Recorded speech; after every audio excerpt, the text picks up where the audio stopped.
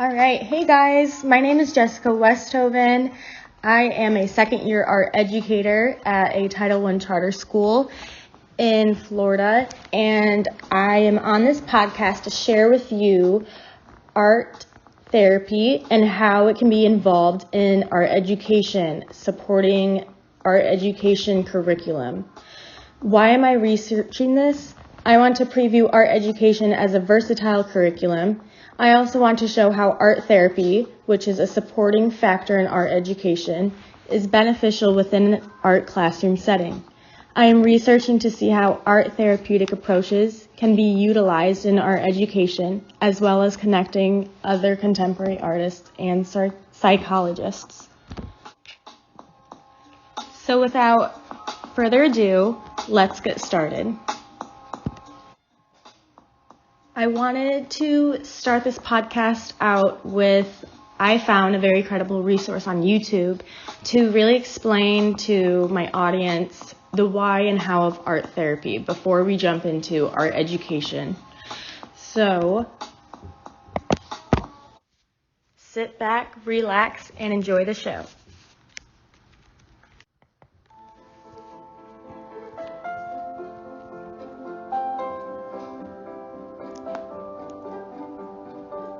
Hello, my name is Louise Liotta and I'm an art therapist. Art therapy uses a variety of art materials and gives you a way to express yourself, not just through words, but through art making. Art therapy is more about the process than the quality of the end product, so it doesn't need to be aesthetically beautiful. It's more about what you get out of it and the meaning you make of the art in the session. Art, as you know, is a non-verbal process. People have been using it for centuries. The ritual of creating a piece of art embodies the person themselves, the direct result of what that person in therapy is experiencing is projected onto the paper once they've... So as we heard there, art therapy has a tremendous amount of benefits. Art therapy is an integrative mental health and human service profession that enriches the lives of individuals, families, and communities through active art making, creative process, applied psychological theory, and human experience within a psychotherapeutic relationship. It is also important to realize that art therapy is much different than education. These two approaches are complementary to each other if collaborated.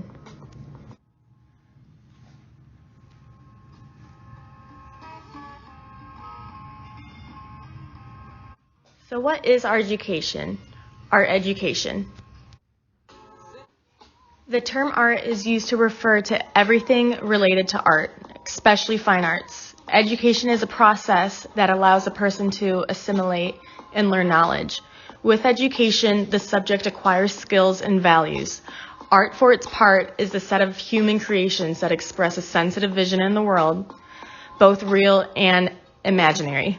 So art education is here for kids, adults, anyone of all ages, a method that helps subject channels and emotions, independence, as well as self-expression. Given this, as I was researching, I wanted to interview someone credible with a medical background to really have an insight on what art therapy is and if it is beneficial to be incorporated within the classroom. I interviewed Karen Westhoven, a physician's assistant in a rural area in Ohio. Although she is not an art educator or art therapist, she believes and is passionate that art helps mental health. With her knowledge and passion, she uses art therapy and refers her patients because she also thinks it helps, it supports, and it better increases their potential for the future. How would you describe art therapy, and why do you think this type of therapy is beneficial? Art therapy is a tool used by therapists to help patients with coping mechanisms, patients struggling with mental illness or PTSD. It's for all age groups, for children and adults, period. Depression, anxiety, children that have undergone or experienced abuse or neglectful situations as well. With art therapy, patients work through conflicts and feelings and use images to help them cope and deal with things that they've been through and what they're struggling with.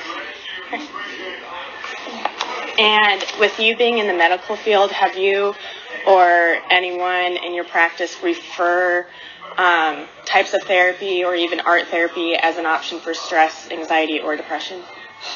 Living in a rural area, it's difficult because it is not, we don't have a lot of art therapists in our area, but if I lived in a bigger city, absolutely, it is a good adjunct to the medical treatment and counseling and other therapies. But being in a rural area, I recommend art in general that patients paint or draw to help them work through their emotions and as a coping mechanism. So would you agree with me that location matters to be able to get those kinds of resources? Absolutely. Because Napoleon, Ohio, we don't have a lot of resources. Even Toledo. Right. Yeah. So do you think art therapy and art education is similar or different? They're both different. Art education is teaching you. You're a teacher. It's about educating, learning different art skills. Art therapy is a tool, and that's helping patients. It's actually it is a medical treatment and a therapy. So very, very different. Good. And I also agree. I think they can complement each other if they're used together. Yes. But they are completely different. Right. Do you think our educators should implement these therapeutic approaches within the classroom? I think it'd be beneficial, absolutely. I think the projects you do help your children, whether you realize it or not. It's soothing and they're proud of themselves. They helps their self-esteem, but absolutely it would never hurt, especially this day and age. Yeah. Perfect. And as a physician's assistant, what therapeutic approaches, and it doesn't have to be art, I just want to know what kind of coping mechanisms or tools or strategies do you offer to your patients? I offer a lot.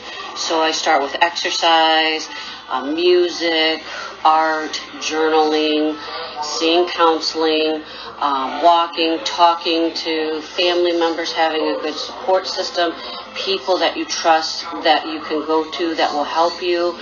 Music is huge, funny movies, laughter is important, prayer, faith, religion. There's so many different things. There's apps that now are available that one can use. Cooking, cleaning, being active, those kinds of things. Getting out and being part of life. Mm-hmm. No, I agree. All right, thank you for your answers. I really found you credible because being a physician's assistant, I think the medical field and the education field kind of team up when it comes to helping students and our patients with therapeutic approaches, helping trauma, anxiety, depression. Is there any questions you had for me? No, not at all. Okay, thank you. Thanks for having me.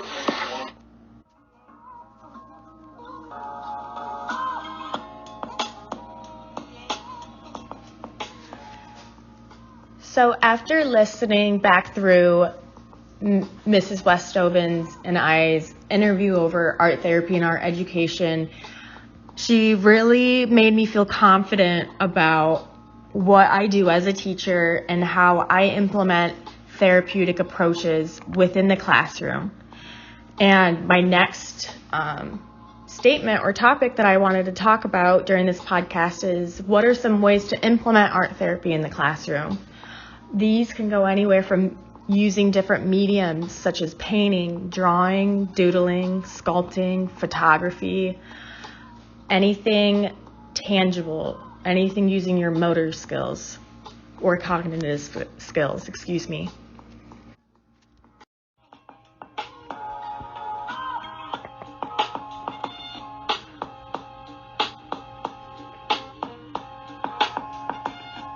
All right. In talking about artists and mental health, I want to discuss some artists who take on the issue of mental health. Some of these contemporary artists I have found on the internet, through social media, and some personal works that I enjoy. One including George Harding. George Harding's self-portraits challenge perceptions about mental health, drawing from his own journey with mental illness and those of friends and family. He finds inspiration from Impressionist painters, using techniques of blurring and fragmenting to portray emotion and dissociation from reality. Through his work, he tries to create joy around ourselves and show that there are many different ways of living and being. In front of me, I do have a couple of his famous works.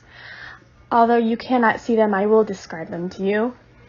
Throughout his self-portraits, he uses a lot of cool tone colors. Cool tone colors can express calm, sad, depressing moods. He also has very interesting brush strokes that sweep across the canvas, depicting a distorted light image. My next contemporary artist that I found very interesting is Kim Noble. Having spent many years in and out of the hospital, Kim Noble was diagnosed with dissociative identity disorder in 1995. Kim Noble has 20 different personalities, 14 of whom are artists. These 14 artists each have their own distinctive artistic styles, ranging from abstracts to collages, making Kim one of the most prolific creative around today. Again, I'm going to describe a couple of her artworks that are in front of me. I absolutely loved going through her different artists. On her website, she has all of her different characteristics neatly and organized. And when you click on an artist, it previews a portfolio of different artwork. One artist personality is Ken.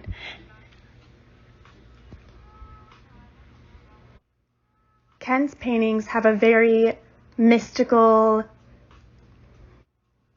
and magical quality. She uses tones of blues and dark purples and whites, almost expressionist, with the sponging on the canvas. One of her other artists or personality, Missy or MJ, reminds me a lot of Pollock. A lot of splattering of paint, a lot of random brush strokes and colors. The colors depicted in Missy's paintings mostly range from reds, whites, and blacks. The last contemporary artist that deals with mental health that I found interesting is Jean-Michel Basquiat. Basquiat is the most expensive graffiti painter in the history of contemporary artists and responsible for the rise of this art to the New York gallery scene. Graffiti was the only channel for Basquiat to express himself. Still, without any formal artistic training, this young self-made artist rose to the very pinnacle of graffiti painting using oppression, frustrations, and his numerous conundrum as the drive for his paintbrush. Now, I have a special passion in my heart for graffiti as it is very expressive with arm movements, color palettes, and the message the artist wants to portray. In describing Basquiat's imagery, I can tell he is very unsure of himself. With his portraits, they are very messy, but in a high quality. This meaning he knew what colors he wanted, and he knew what contour lines he wanted to draw.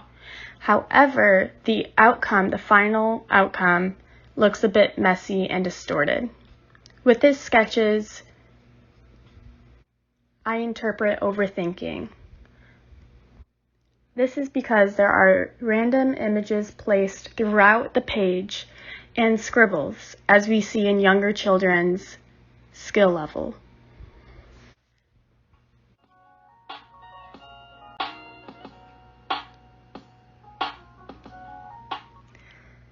Now that you have an idea of my contemporary artists, I would like to show the audience how one can bring these artists into a classroom. Now, these artists are very sensitive in the means of their artwork is very expressive and targeted towards their mental diagnosis or challenges that they face. I do not think these artists should be introduced to elementary as they might not understand. However, high school would be a great start to introduce these artists or any other artists similar. For example, all the three artists I talked about have sketchbooks and different sketches of random drawings and images. I prompt you as an educator to allow high school students or even middle school students to have a sketchbook in order to communicate visually on what they are feeling. I think sketchbooks are a great way to start documenting feelings, emotions, and or issues that one is dealing with. And these three artists that I brought up are a great way to start and to show that their challenges were visually communicated. Once sketchbooks are done, I would then prompt students to make an expressionist painting, whether it be different mediums, a drawing, a sculpture, something tangible, something that allows the viewer to go inside their head.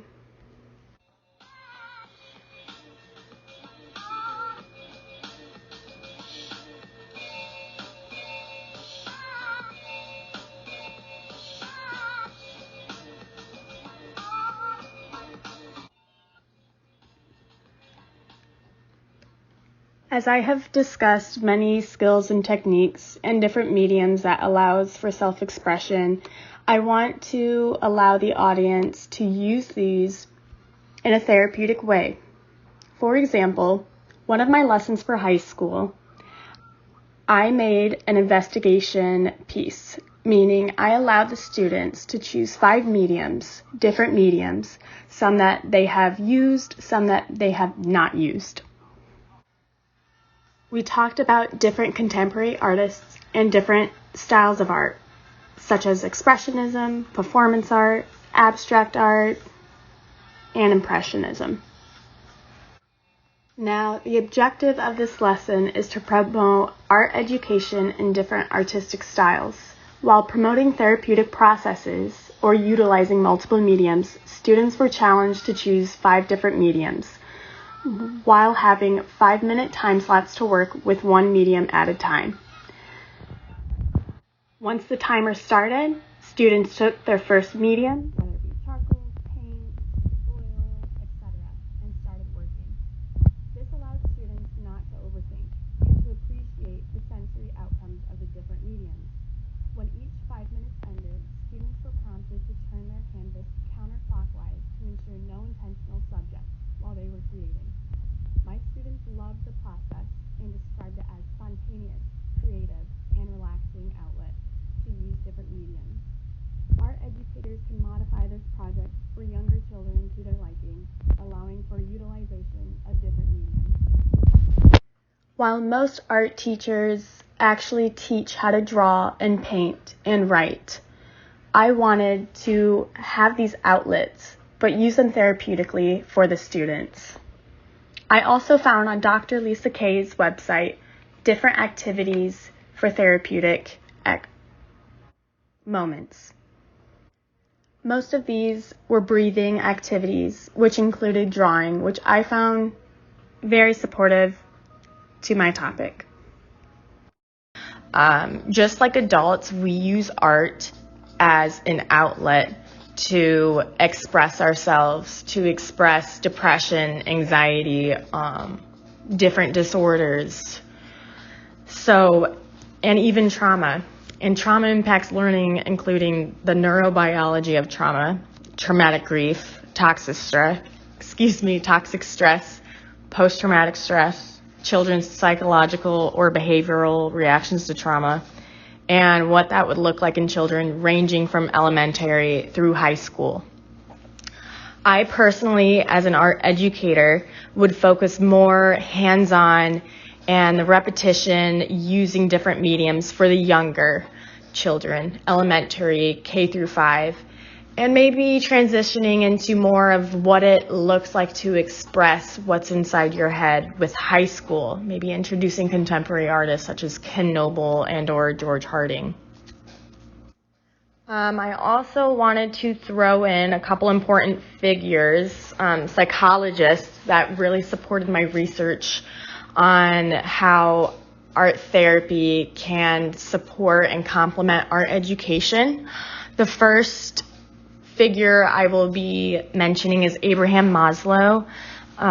He believed that the hierarchy of needs